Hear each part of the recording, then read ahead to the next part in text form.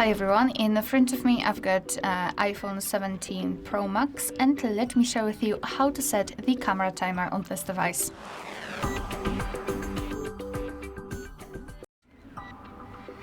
So let's begin with opening the camera app. And right now we are in the standard photo mode. So let's take a look at this option bar at the top and tap on this dots icon.